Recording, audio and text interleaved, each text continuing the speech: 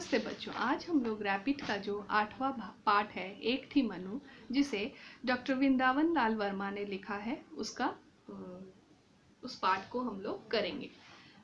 ये पार्ट जो है वो मनु यानी रानी लक्ष्मीबाई के विषय में है। उसके बचपन की एक कहानी है। रानी लक्ष्मीबाई के का नाम मनु था, उससे रिलेटेड ये बात है।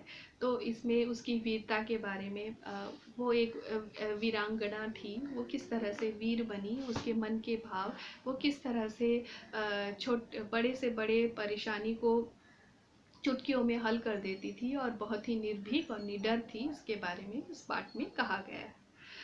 डॉक्टर वृंदावन लाल वर्मा के सुप्रसिद्ध ऐतिहासिक उपन्यास झांसी की रानी लक्ष्मीबाई के बचपन का एक प्रसंग है, यानी बचपन का एक भाग है, जहाँ पर जिसको इस पाठ में उकेरा गया है। उनका बचपन का नाम मनु था। वह बचपन से ही निर्भीक, साहसी तथा जिद्दी थी, यानी वो बचपन से ही निडर थी, बहुत ही साहसी थी और जिद्दी थी, यानी बहुत ही हठीली थी।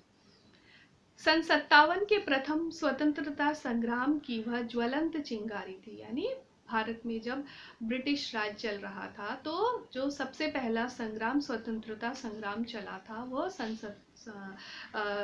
57 में चला था। और उस प्रथम संग्राम की वो एक चिंगारी थी, जिसकी वजह से बाद में जो लोग हैं, उन्होंने देश के लिए अपनी जान दी। तो ऐसी वीरांगना की कहानी हम आज पढ़ेंगे, जिसकी वीरता की प्रशंसा ब्रिटिश सरकार के अधिकारी भी करते हैं। तो पाठ कुछ इस तरह से। वर्षा काल का अंत हो गया, यानी बारिश जो है वो खत्म हो गई थी, वर्षा ऋतु खत्म हो गई थी।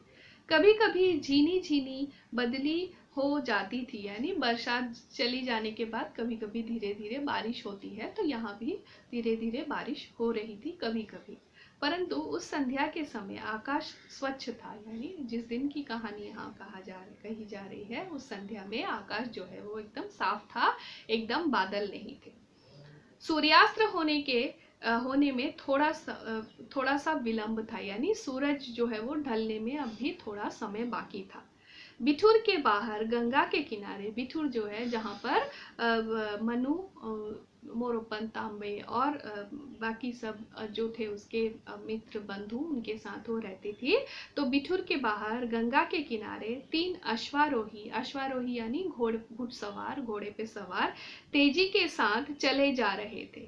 तीनों बाल्यावस्था के थे, यानी तीनों जो है वो बाल्यावस्था में थे, बहुत ही छोटे, बहुत बड़े नहीं थे, बहुत छोटे भी नहीं थे, बाल्यावस्था में थे, किशोरावस्था में थे।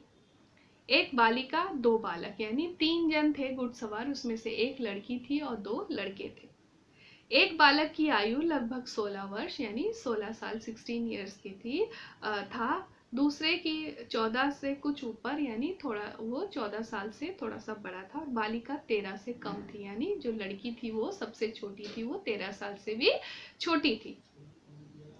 बड़ा बालक कुछ आगे निकल गया, यानी जो 16 साल का लड़का था, जो तीनों ही घोड़े पर जा रहे थे, तो जो 16 साल का लड़का था वो थोड़ा सा आगे निकल गया कि बालिका ने अपने घोड़े को ऐड लगाई। ऐड लगाना यानी जब हम लोग हॉर्स राइडिंग करते हैं ना, तो पैर से घोड़े के ऊपर एक आवाज, मतलब मारते हैं, तो पाँव से मारने से घोड़ा जो है वो और तेज भागने लग जाता है, तो उस मारने को कहते हैं ऐड लगाना। तो जो जो बड़ा लड़का था, वो अपने घोड़े को लेकर जब थोड़ा आगे निकल गया, तो लड़की ने क्या किया, बालिका ने अपने घोड़े पर ऐड लगाई और बोला, देखो कैसे आगे निकलता है, क्योंकि घोड़े पर जब ऐड लगाई जाती है, घोड़ा और तेज भागने लगता है। तो ये घोड़ा भी और तेज भागने लगा। तो उसने, बालिका ने कहा कि देखो तुम मेरे से आगे कैसे निकलती हो, क्योंकि वो उससे भी आगे जाना चाहती थी, और वह आगे हो गई, मतलब वो आगे निकल गई।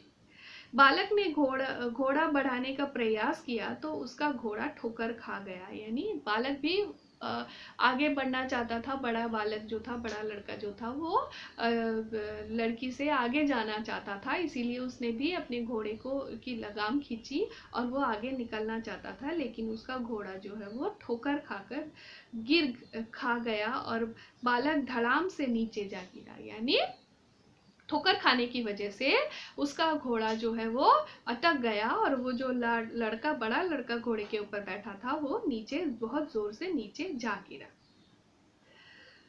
और एक सूखी लकड़ी के टुकड़े से उसका सिर भिड़ गया और वहां रास्ते में के पास में ही एक सूखी लकड़ी पड़ी थी, जिससे लड़के के सिर पे चोट लग गई, भिड़ गया, खून बहने लगा। और सिर पर चोट लगने की वजह से अचानक अगर किसी सूखी लकड़ी के ऊपर गिर जाओ तो बहुत समय चोट लग जाती है, तो उसको भी सिर पर चोट लग गई थी और जोर से खून बहने लगा।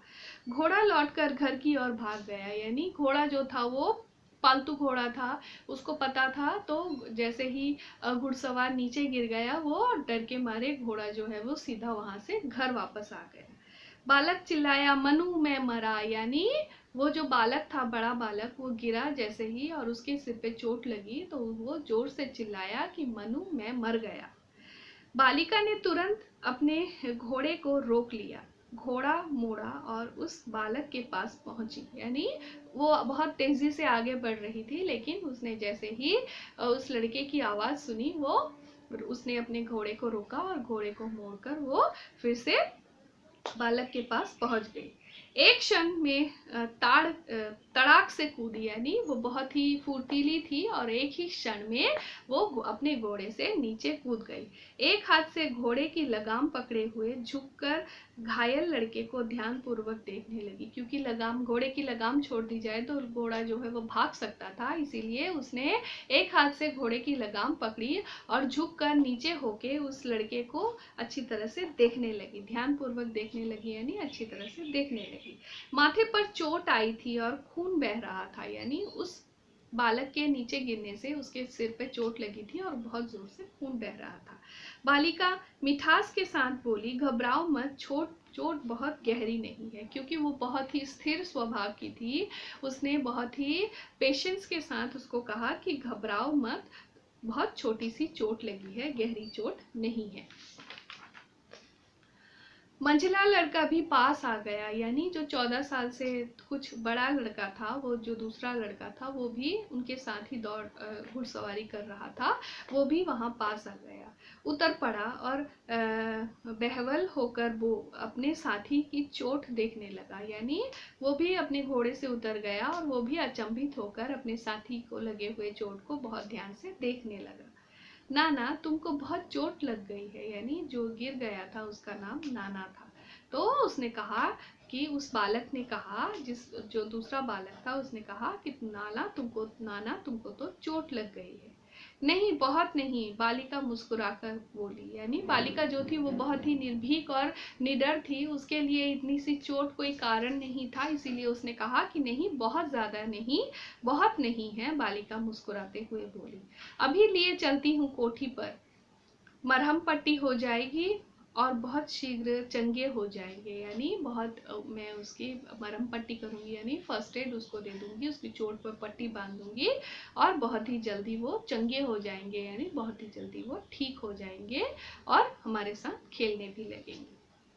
कैसे ले चलेगी मनु? यानी उस लड़के ने कहा कि बड़े लड़के ने कातर स्वर में, यानी जिसको चोट लगी थी, उसने कहा कि मुझे कैसे लेके चलेगी मनु?